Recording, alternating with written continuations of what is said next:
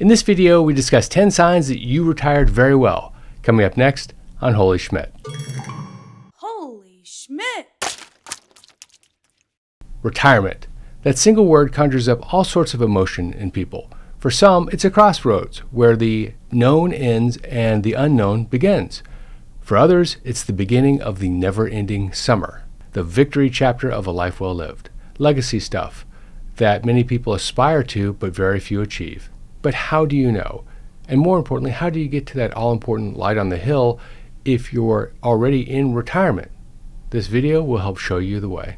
Stick around to the end because I'll show you the one thing above all else that will determine whether you have a life well lived in retirement or one that is just average.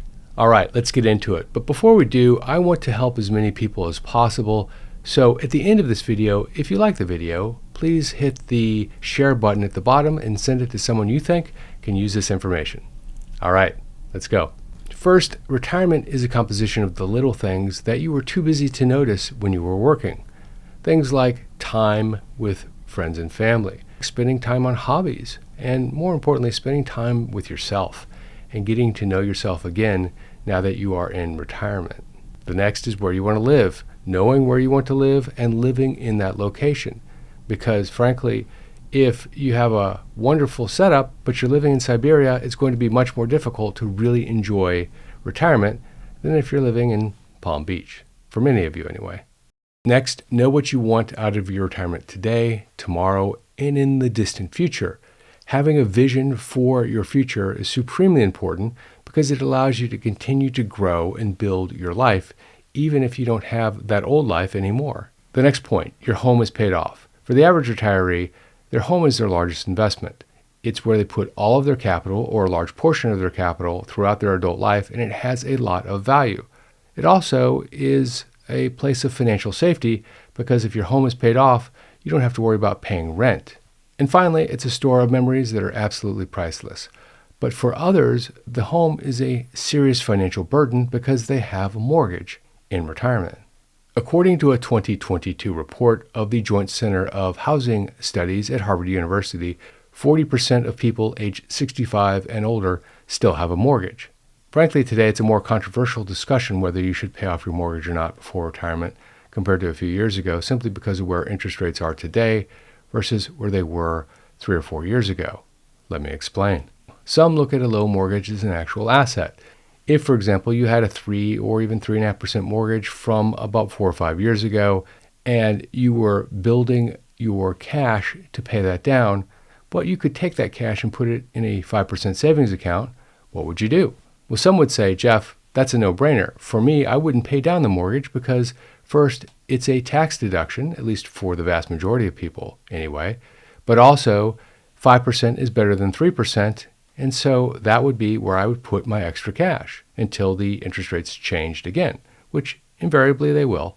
However, for some people, maybe even a lot of people, getting that last percentage point or two doesn't come close to the freedom that you feel when your mortgage is paid off, particularly if you're talking about the last few years of your mortgage and the principal amount isn't very significant.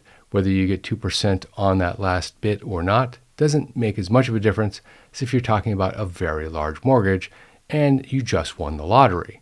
Wondering whether you should pay off a $200,000 3% mortgage or take your lottery winnings and put them in a 5% savings account is a completely different story.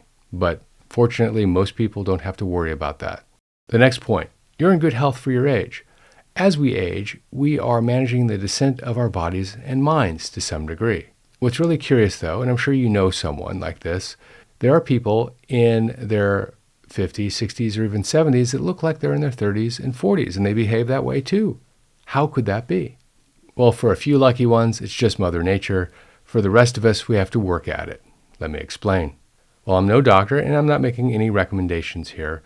I, Jeff Schmidt, do spend a lot of time thinking about and working on my fitness, my mental health, and my general well-being.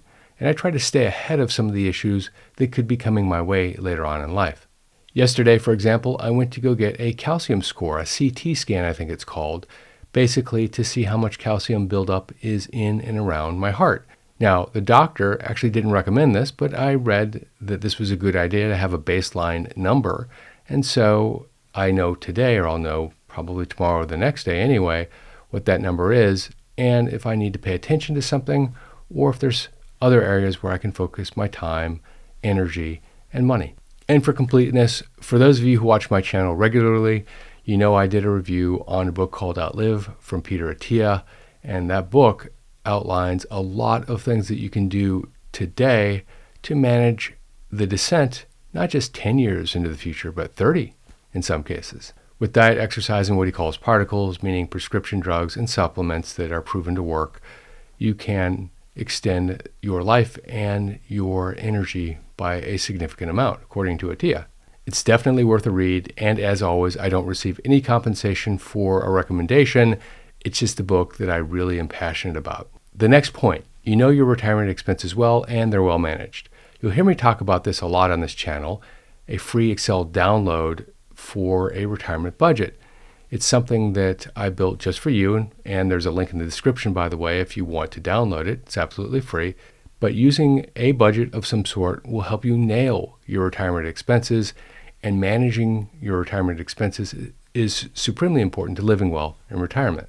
This is because people have what I call cheap creep. They spend money on things that they don't really want or need, and frankly, they're kind of cheap, but they do it for the thrill of buying something, because spending money kicks in the endorphins and you feel really good when you're checking out at the register. It's almost always gone, by the way, by the time you get home, but for that 30 seconds, it feels great.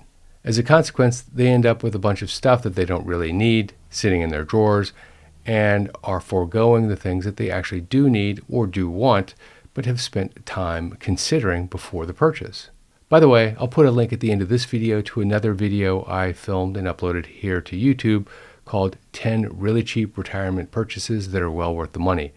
If you're going to go cheap, you might as well get big benefit out of it. The next point, you don't have to support others in retirement except for you and your partner.